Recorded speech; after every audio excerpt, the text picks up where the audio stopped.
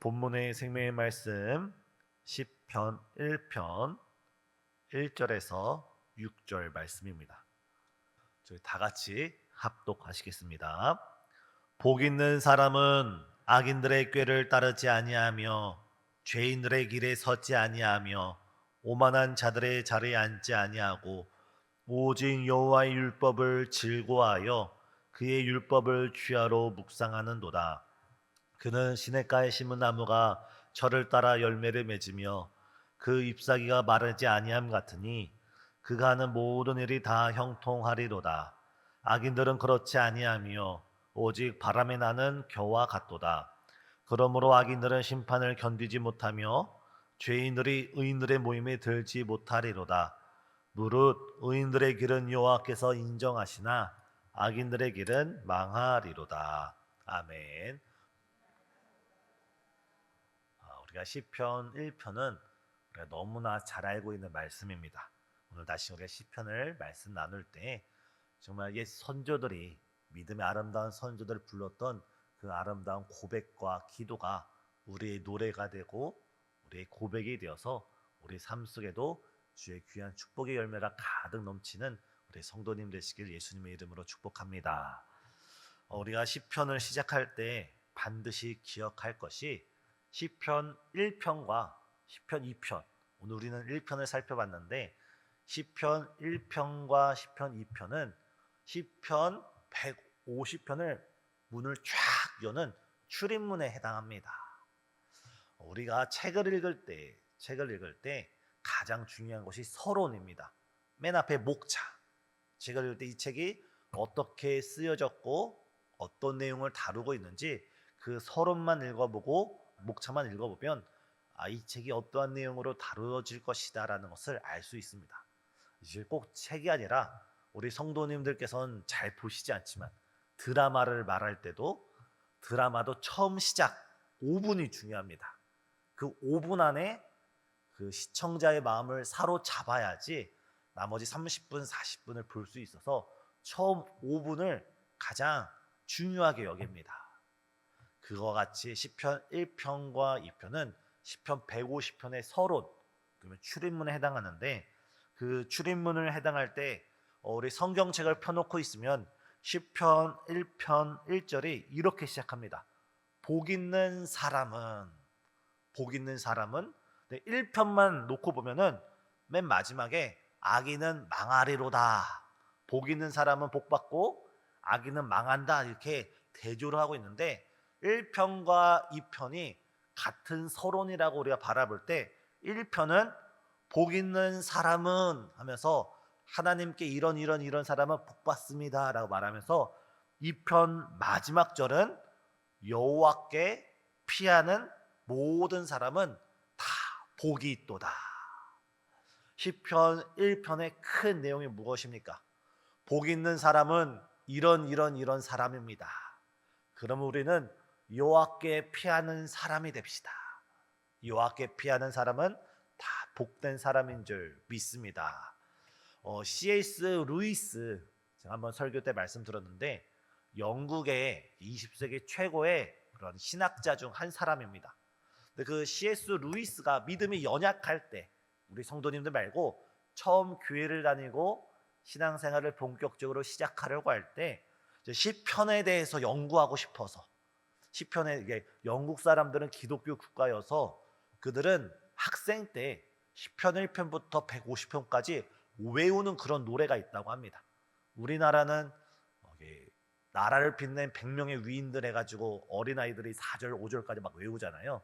영국은 시편 1편부터 150편까지 외우는 그런 노래가 있다고 합니다. 그것처럼 시편에 대해서 가까이 지내던 그 C.S. 루이스가 내가 이제 하나님을 본격적으로 믿어야지 하면서 시편을 탁 펴서 한 편 한 편 연구하면서 공부하면서 내용을 살펴봤더니 그 마음에 맨 처음에는 큰 시험이 찾아왔다고 합니다. C.S. 루이스가 생각할 때 시편이라고 하면은 아름다운 노래, 찬양이 있고 정말 아름다운 선율이 있고 아름다운 고백이 있는 그런 시편인 줄만 알았는데 시편 내용 중에 많은 내용이 다이처럼 누군가의 원수를 향해서 하나님 내 원수를 갚아주세요. 저 사람 저를 가만히 두지 마시고 심판해 주세요 하면서 오히려 시편 내용 중에 때론 C.S. 루이스가 생각하지 않았던 그런 내용들이 있었다고 합니다. 우리가 흔히 기도를 생각할 때 어떤 기도를 생각합니까? 예수님께서는 십자가에 달려 죽으시면서까지 아버지 저들의 죄를 저들이 알지 못합니다. 저들을 용서해 주세요. 우리는 이렇게 수준 높은 기도를 알고 있는데 시편의 기도는 그것이 아니라 내가 아프면 아프다. 내가 슬프면 슬프다. 남들에게 내가 억울한 일을 당하면 억울하다. 이 내용이 그대로 솔직하게 담겨 있다는 겁니다. 나중에 되어서 C.S. 루이스 그 신학자가 목사님이 깨닫기를 시편은 정말 솔직한 책이구나. 다시 말해서 하나님께서는 우리의 있는 그대로 우리의 속마음 그대로를 듣기 원하시는 줄 믿습니다. 우리가 때로는 사회에서는 직장에서는 우리가 때로는 목사님, 권사님, 집사님 사회적 신분으로 우리가 가면을 씁니다. 아파도 아프지 않고 슬퍼도 슬프지 않고 늘 웃으면서 가지만 우리가 하나님께 기도하며 나아갈 때는 우리 하나님께 찬양하며 나아갈 때는 우리 하나님께 예배드리며 나아갈 때는 하나님 앞에서 다른 사람은 모를지라도 우리 얼굴에 있는 가면을 벗고 우리 마음속에 있는 슬픔을 그대로 고백하며 우리 마음속에 있는 억울함과 외로움을 그대로 고백하며 하나님 아버지 앞에 어린아이와 같이 우리가 안길 때 하나님께서는 말씀을 통해서 하나님께서 은혜를 통하여서 우리를 위로해 주시고 새 힘을 주시는 줄 믿습니다. 우리 함께 시편을 살펴볼 때 우리 속마음을 있는 그대로 하나님께 솔직하게 고백하며 주를 만나는 거룩한 이 시간 되시길 예수님의 이름으로 축복합니다. 가장 먼저 시편 1편을 살펴볼 때 우리는 복에 대해서 알 필요가 있습니다. 복. 우리나라 사람들이 새해를 맞이하면 어떻게 인사를 하죠? 새해 복 많이 받으세요. 요즘은 좀 촌스러운 문항이어서 제가 잘 보지 못했지만 어릴 적에 할머니 집을 가면 아니면 어릴 적에 시골집을 가면은 그 복자가 어떤 데는 대문에도 있고 때로는 베개에도 있고 어딘 이불에도 있고 심지어는 숟가락 젓가락에도 복자가 있는 걸 봤습니다. 혹시 우리 성도님 댁에도 복자가 있는 그런 가구나 숟가락이 있을 수도 있습니다. 우리나라 사람들은 워낙 복받기를 좋아해서 아니 우리나라 사람뿐만 아니라 세계 많은 사람 누가 복받기를 싫어하는 사람이 어디 있겠습니까? 제가 알기로는 중국은 이 복자를 거꾸로 이렇게 달아 놓는다고 합니다. 왜냐하면 복이 하늘에서 쏟아지라고. 그것처럼 세계 모든 사람을 복을 받기 좋아하는데 성경에서 말하고 있는 복의 개념, 성경에서 말하고 있는 복의 개념, 특별히 시편에서 말하고 있는 복의 개념부터 저희가 살필 때 시편에서 복에 대한 단어가 45번 사용되었습니다. 45번. 근데 우리나라 사람들이 생각할 때 복은 흔히도 오복이라고 하지 않습니까? 제가 오복이 무엇인지 찾아보았습니다. 첫 번째 복은 수라고 해서 장수를 의미하고 두 번째는 부에서 돈을 많이 버는 것, 세 번째는 강령이라고 해서 몸이 건강하고 마음이 평안한 복, 네 번째는 좀 어렵습니다. 유호더. 우리 성도님들 다 알고 있는 내용이시죠. 유호더. 덕을 쌓고 인격적으로 존경받는 것도 복이고 마지막 고종명이라고 해서 소천할 때 평안하게 가는 것도 복이라고 오복이라고 합니다. 근데 시편에서 말하고 있는 45개의 복에 대한 단어 중에 무려 39개가 45개 중에 39개의 복이 이러한 복을 말하고 있습니다. 다시 말해서 성경에서 말씀하고 있는 복은 우리가 이 세상과 살아가는 삶과 전혀 상관없는 삶이 아니라 45개 중에 시편에서만 45개 중에 무려 39개가 우리가 하나님 말씀 안에 거할 때 우리가 하나님과 동행할 때 하나님께서 우리의 삶을 주관해 주시고 하나님께서 우리 삶에 이런 아름다운 복이 열매 맺게 하여 주실 줄 믿습니다. 하나님 안에서 이 복을 누리시는 저와 우리 성도님들 되시길 소망합니다. 우리가 구원은 믿음으로 갑니다. 천국은 우리가 믿음으로 갑니다. 예수 그리스도를 믿는 그 믿음으로 인해서 우리는 하나님의 자녀가 되었습니다. 근데 이 믿음에서부터 우리의 출발선이 새롭게 시작됩니다. 믿음 이후에 우리가 하나님의 말씀을 어떻게 순종하는지에 따라서, 우리가 하나님의 말씀을 어떻게 따라가는지에 따라서 복의 삶이 달라집니다. 구원은 믿음으로 가고 축복은 하나님의 말씀에 순종함으로써 우리가 누리는 줄 믿으시길 바랍니다. 그런데 우리가 더 기억할 것은 복이 45개 사용되는데 39개는 이 땅의 복인데 나머지 6개의 복을 우리가 결국 놓쳐서는 안 됩니다. 다시 말해서 우리가 믿는 하나님, 성경은 우리가 이 땅에서의 복만 추구하는 것이 아니라 6개밖에 사용되지 않았지만 성경 전체는 이 땅에서의 축복뿐만 아니라 하나님 우리에게 영생의 복을 허락하여 주시는 줄 믿습니다. 아브라함이 그랬습니다. 우리가 흔히 아브라함을 생각할 때 너는 너의 본토 친척 아버지 집을 떠나라. 그럼 내가 너로 많은 민족의 아버지가 되게 하겠다라고 우리가 흔히 창세기 12장 1절을 볼 때 아브라함이 이 땅에서의 복만 바라보고 갈대우를 떠났을 것이다 라고 여겨지지만 아브라함이 그 떠날 때 하나님이 창세기 12장 1, 2, 3, 4절에 축복할 때 어떤 말씀을 주냐면 너로 말미암아 많은 민족이 복을 받을 것이다. 그 말씀은 무엇이냐면 너로 말미암아 메시아가 올 것이고 그 메시아로 인하여 많은 사람들이 복을 받을 것이다. 아브라함은 자신의 육신의 아들뿐만 아니라 가나안 땅이라는 이 땅의 복만 바라본 것이 아니라 자신의 이름으로 자손으로 예수 그리스도의 것을 믿음으로 바라보았고 그 영적인 축복을 위해서 길을 떠났던 사람이 아브라함입니다. 우리도 이 땅을 살아가면서 이 땅의 복을 사모하지만 이 땅의 복만을 사모하는 것이 아니라 그 너머에 있는 하나님의 나라, 저 천국에서의 그 영원한 행복을 함께 꿈꾸시며 나아가는 우리 모든 성도님 되시길 소망합니다. 그래서 모세는 이 땅에서 애굽의 왕자로서 잠시 복을 누리는 것보다 잠깐 환난을 당할지라도 하나님의 백성과 고난받는 것을 즐거워했습니다. 왜 그렇습니까? 상주심을 바라보았기 때문에 이 땅의 삶이 끝이 아니라 저 영원한 삶이 있음을 믿었기 때문에 천국 소망을 가지고 믿음으로 승리한 줄 믿습니다. 사랑하는 성도님, 우리가 시편 1편 오늘의 서론이어서 좀 내용이 깁니다. 우리가 시편 1편을 살펴볼 때 이 땅에서의 복, 천국에서 복을 함께 소망하길 간절히 소망합니다.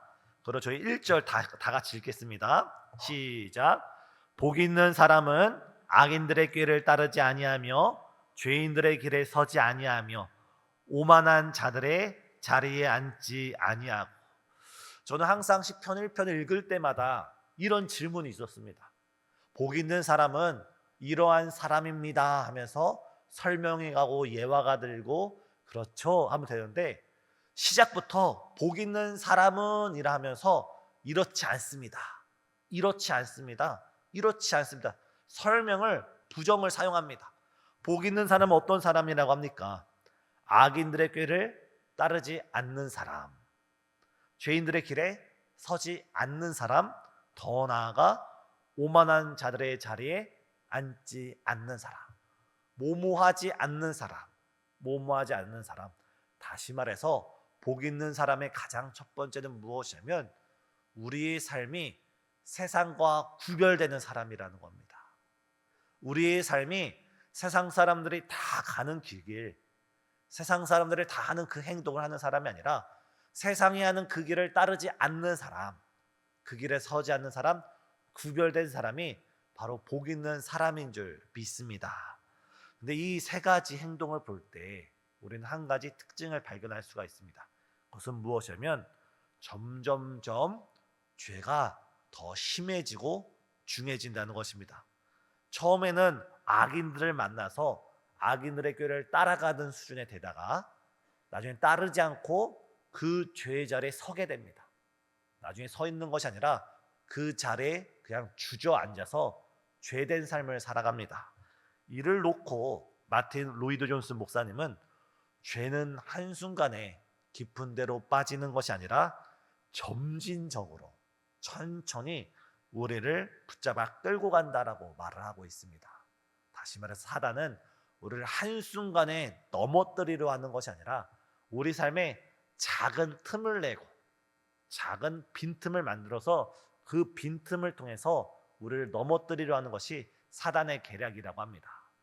오래전에 미국에 있는 그 스탠포드 대학에서 한 가지 실험을 했는데, 미국의 한 길가에, 서로 떨어진 길가에 자동차 한 대씩을 이제 방치해 놨습니다.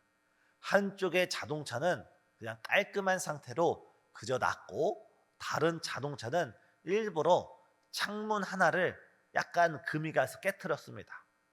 그리고 나서 일주일, 2주일 지나서 그 자동차를 찾아갔는데, 자동차가 깨끗한 차는 그 누구도 손을 건들지 않았습니다.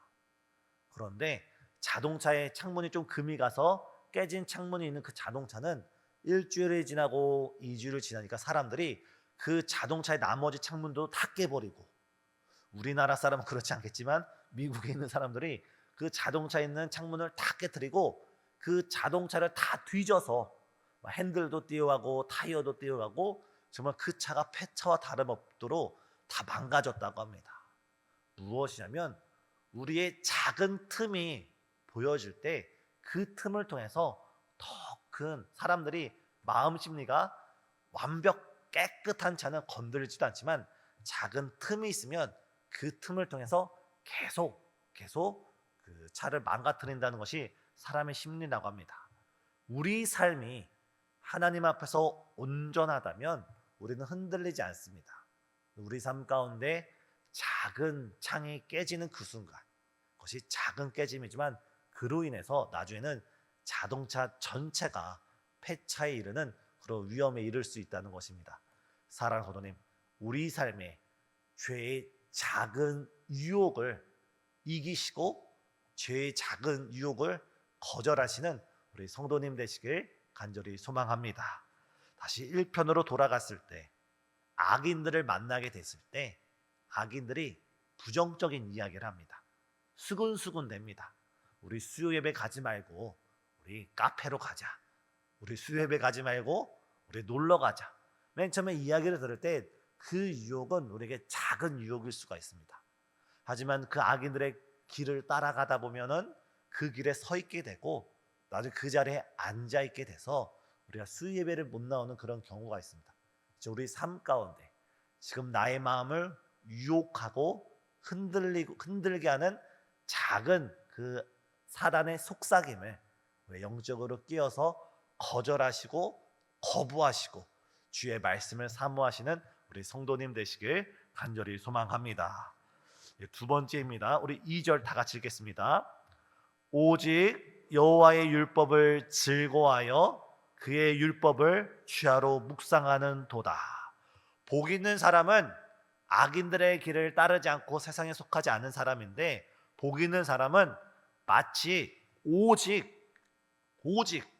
여호와의 말씀을 즐거워한다는 겁니다. 오직입니다. 가장 우선순위로 하나님의 말씀을 즐거워하는데, 여기서 즐거워한다라는 표현은 마음으로부터 진정으로 기뻐하는 것입니다. 다시 말해서 하나님의 말씀을 그 무엇보다도 가장 소중하게 여긴다는 것입니다. 제가 처음 성경을 읽기 시작할 때 스스로 약속을 했습니다. 하루에 몇 장을 읽어야지. 말씀 자체가 기뻐서 읽기보다는 이 말씀을 읽어야 된다는 그런 숙제. 오늘 몇 장을 읽었으니까 오늘 해야 할 일을 마쳤다. 이렇게 말씀을 읽는 것이 아니라 하나님의 말씀이 너무 꿀송이 같아서, 이 말씀이 너무 감미로워서 하나님의 말씀을 읽어도 또 읽고 싶은 사람, 하나님의 말씀을 묵상하고 더 가까이 하고 싶은 사람. 우리가 어떠할 때 그런 느낌을 갖게 되나요? 단순히 설교를 많이 들을 때, 성경을 많이 읽을 때 이런 성경을 즐거워하는 마음이 드는 것이 아니라, 말씀을 읽을 때 이 말씀 속에서 하나님을 만나게 되고, 이 말씀 속에서 하나님의 음성을 듣게 되고, 이 말씀 속에서 우리를 새롭게 하시는 주의 성령의 능력을 체험할 때, 우리는 그때 성경을 즐거워하게 되고 그 성경을 더 깊이 내려놓지 않게 됩니다. 사랑하는 성도님, 말씀 안에서 우리 예수님을 만나시고 말씀 안에서 우리 주님을 만나는 복된 성도님 되시길 간절히 소망합니다. 대표적으로 보면 다윗이 그런 인생을 살았다고 볼 수가 있습니다.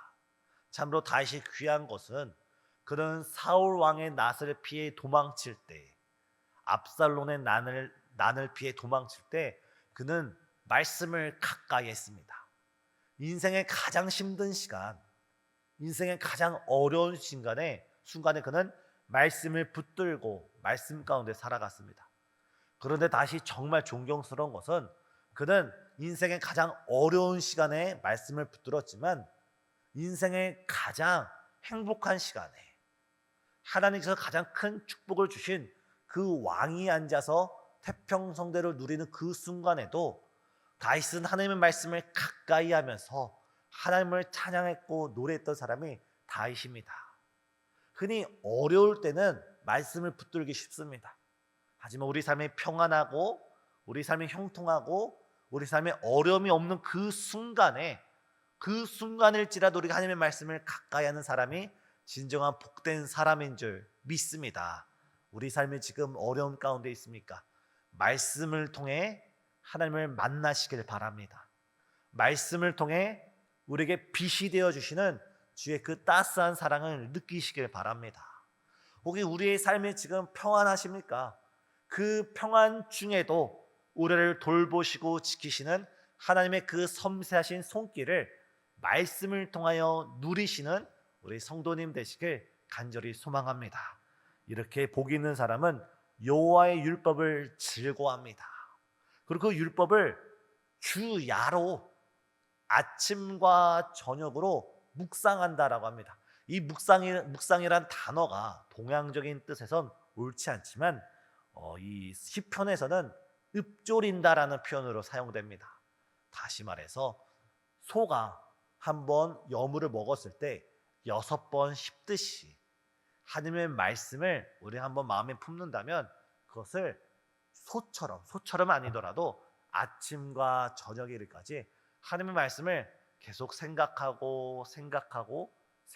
것이 바로 이 묵상이란 단어입니다. 유대인들은 기도를 할 때 하루에 한 구절을 마음속에 품은 다음에 그 한 구절을 계속 반복되게 기억하는 것이 유대인의 기도 방법이라고 합니다. 다시 말해서 우리 오늘 시편 1편으로 예를 들 때 복 있는 사람은 했으면 아침부터, 지금 아침이지 않습니까?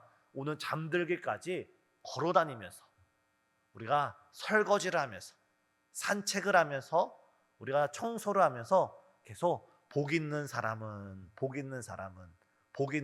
이면서 우리의 마음이 하나님을 향하고 하나님께 기도하는 것이 유대인의 기도 방법입니다. 사랑하는 성도님, 우리가 많은 성경을 읽는 것도 중요하지만 한 단어, 한 구절을 통해서 우리 주님을 깊이 만나시는 우리 성도님 되시길 간절히 소망합니다. 우리 3절 우리 다 같이 읽겠습니다. 그는 시냇가에 심은 나무가 철을 따라 열매를 맺으며 그 잎사귀가 마르지 아니함 같으니 그가 하는 일이 다 형통하리로다. 3절은 이 형통이란 단어를 통해서 해석이 가능한데, 시냇가에 심은 나무와 같다고 합니다. 시냇가에 심은 나무가 어떻습니까? 가뭄일지라도, 비가 오지 않는 건기일지라도 시냇가에 심겨진 나무는 그 뿌리로부터 물을 흡수해서 마르지 않습니다. 그런데 우리가 기억할 것이, 시냇가에 심겨진 나무일지라도 비바람이 불어옵니다. 시냇가에 심겨진 나무일지라도 여기는 중동이라 볼 때 모래 바람을 맞게 됩니다. 시냇가에 심겨진 나무일지라도 흔들릴 때가 있고 병충해를 입을 때가 있습니다. 그런데 시냇가에 심겨진 나무는 여러 어려움과 고난이 있을지라도 그 뿌리가 깊이 내려 있기 때문에 그 뿌리로부터 그 어려운 순간순간마다 수분을 흡수하고 무기질을 흡수하기 때문에 더 건강하고 튼튼하게 자라날 수가 있습니다. 사랑하는 성도님, 우리가 예수를 믿고 예수님을 따라가는 형통한 사람일지라도 우리 인생에 시련이 없는 것이 아니라 다른 사람들과 마찬가지로 우리 인생에 여러 어려움이 있을 수 있습니다. 하지만 우리는 무엇이 다릅니까? 그 어려운 순간순간마다 우리의 믿음의 뿌리가 예수님의 생명샘에 깊이 뿌리 내려 있을 때 예수님으로부터 우리가 새 힘을 얻고 예수님으로부터 우리가 용기를 얻고 예수님으로 인하여 우리의 영혼이 소생하며 우리가 살아갈 새 힘을 얻게 되는 줄 믿습니다. 우리의 믿음의 뿌리가 오직 예수님의 생명샘에 깊이 뿌리 내려서 어려움이 오면 올수록 우리의 뿌리가 더 깊숙이 내려가서 정말 우리를 통하여 풍성한 열매 맺는 복된 삶 되시길 간절히 소망합니다. 그런데 이때 철을 따라 열매를 맺는다고 합니다. 열매를 언제 맺는다고요? 철을 따라. 사과나무는 열매를 언제 맺습니까? 가을에 맺습니다. 아닌가요? 배나무는 열매를 언제 맺습니까?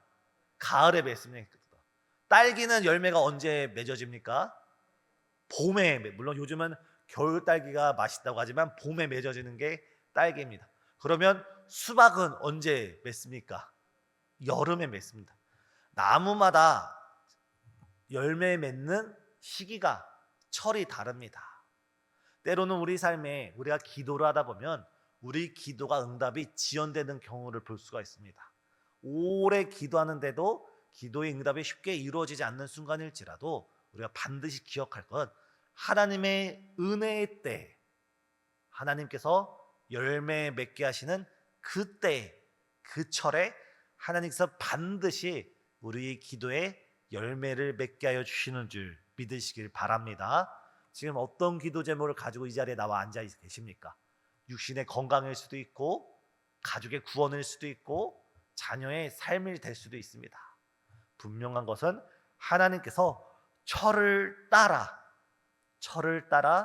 반드시 우리 삶에 풍성한 열매를 맺게 하여 주시는 줄 믿습니다. 바로 그가 하는 모든 일이 다 형통하리로다. 형통하다는 것이 우리에게 어려움이 없다는 것이 아니라 우리에게 어려움이 있을지라도 우리의 믿음의 뿌리가 예수님께 깊이 뿌리 내려 있다면 주님께서 철을 따라 때를 따라 우리의 기도에 선한 응답으로 함께하여 주실 줄 믿습니다.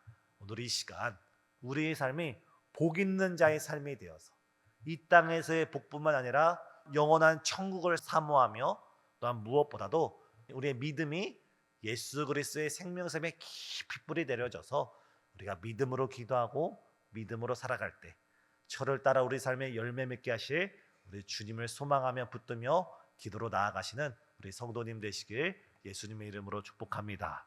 기도하시겠습니다. 사랑과 은혜가 충만하신 하나님, 복 있는 사람은 악인들의 꾀를 따르지 않고 죄인들의 길에 서지 않고 오만한 자들의 자리에 앉지 않는다 말씀하였사오니 우리의 삶이 우리의 신앙이 악한 사람들과 하나님의 말씀과 어긋난 사람들과 동행하는 것이 아니라 오직 주님과 동행하는 복된 삶 살 수 있도록 우리를 주관하여 주시옵소서. 이 시간 주를 사모하여서 나온 수많은 성도님들의 삶이 시냇가에 심겨진 나무가 되게 역사하여 주시사 우리 삶에 크고 작은 많은 기도 제목과 어려움 가운데 더더 믿음 뿌리가 깊어질 수 있도록 우리를 은혜 가운데 이끌어 주시옵고 믿음으로 기도하는 모든 기도의 제목들이 철을 따라 때를 따라 풍성한 열매가 맺어질 수 있도록 주관하여 주시옵소서. 예수님의 이름으로 기도드려옵나이다. 아멘.